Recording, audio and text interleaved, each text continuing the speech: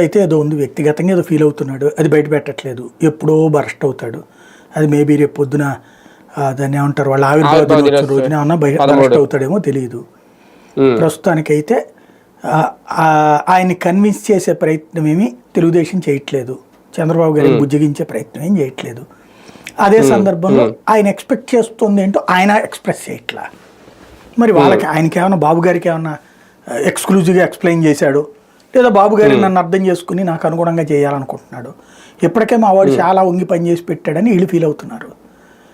మా వాళ్ళని అధికారంలోకి వచ్చి మీరు ఎట్లా ఫీల్ అవుతారని వీళ్ళు ఫీల్ అవుతుంటారు. బేసిక్గా అది పక్కన పడేస్తే ఎవరి నాయకుడు వాళ్ళకే దేవుడు.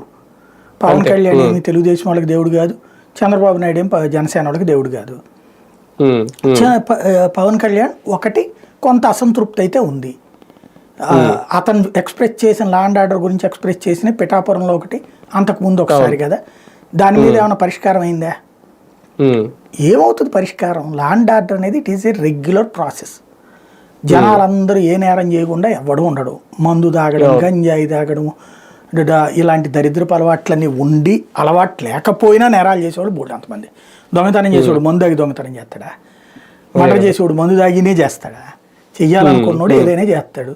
దాన్ని నేరాన్ని నేరంగా చూడాలా. నేరంలో మనం చెయ్యగలిగేది ఏంటంటే వ్యవస్థ ఒకటి భయం పుట్టించాల.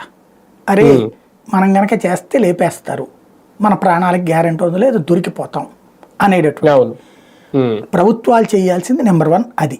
నెంబర్ 2 ఏంటి,